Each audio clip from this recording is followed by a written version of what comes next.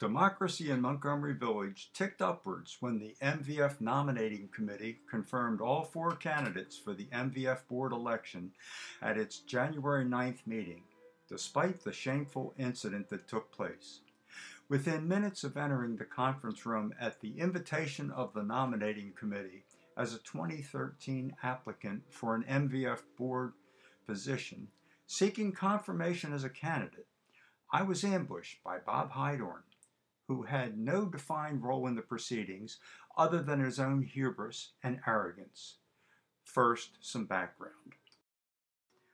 In 2012, Bob Hydorn and the MVF Board denied 2 people reinstatement to their long-term committee assignments, doing so without cause, without charges, and without due process.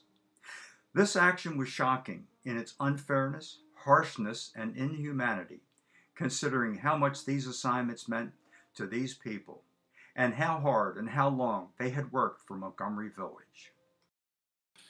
Concurrent with these activities in 2012, I had been busy framing opposition to the South Valley restroom and concession stand bond bill proposal, and managed to get on the agenda of the Board of Public Works meeting with Governor O'Malley, Comptroller Franchot, and Treasurer Nancy Cobb.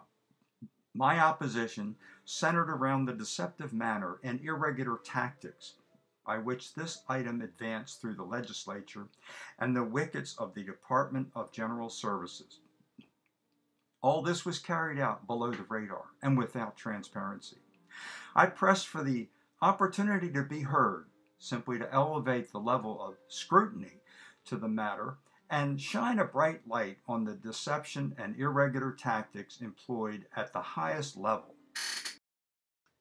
All this effort was rewarded with a spot on the agenda at the December 19th, 2012 Board of Public Works meeting in the State House in Annapolis in the governor's reception room. I appeared and urged the Board of Public Works to disapprove the South Valley Bond Bill project, and offered 10 compelling reasons for withholding this funding. You can hear the top 10 deceptions on South Valley on YouTube. In addition, the transcript of the Board of Public Works proceedings, including my verbatim testimony, can also be viewed on the internet. I expected that the prospect of my appearance at the Board of Public Works and the scrutiny it would bring to the South Valley project would be unsettling to Bob Hydorn and the MVF Board.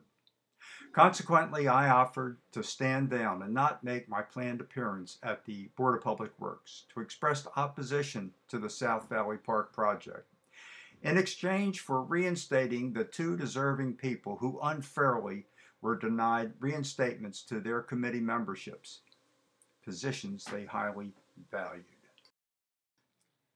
Not good with words, Bob Hydorn accused me of bribery. Quite a stretch. Instead of this extremely aggressive stance, think negotiation. As a private citizen, I was not operating from a position of authority, and money was not involved. In the management of my priorities, the offer was both principled and pragmatic, in that undoing the egregious harm to these people was more valuable than opposing a toilet in a park. If the exchange I proposed had been accepted, the outcome would have served a higher purpose. In dealing with complex issues, compromising and trading off our learned skills, in some cases not yet learned. Bob Hydorn's unbridled mean-spiritedness was unleashed once again when he unsuccessfully tried to use this incident before the MVF Nominating Committee to derail the confirmation of my candidacy for the 2013 MVF Board election. Simply put, he co-opted the meeting of the Nominating Committee, ambushed me upon arrival, urging the committee to deny my candidacy, withered under my ensuing rebuttal, failed to make his case, and left empty-handed. Kudos to the Nominating Committee for not being intimidated in confirming the candidacy of all applicants. These are the heroes in winning back democracy in Montgomery Village. In light of Bob Hydorn's stunt and the extreme animus it revealed, I requested that Bob Hydorn play no part in the election process going forward, especially the counting of votes on Saturday, March the 2nd, 2013. With the misguided vision of leadership and posing as an example in his president's message in the November 30th, 2012 MV News, Bob Hydorn instructed aspiring leaders of the importance of ego and guts as the prerequisite for MVF board membership.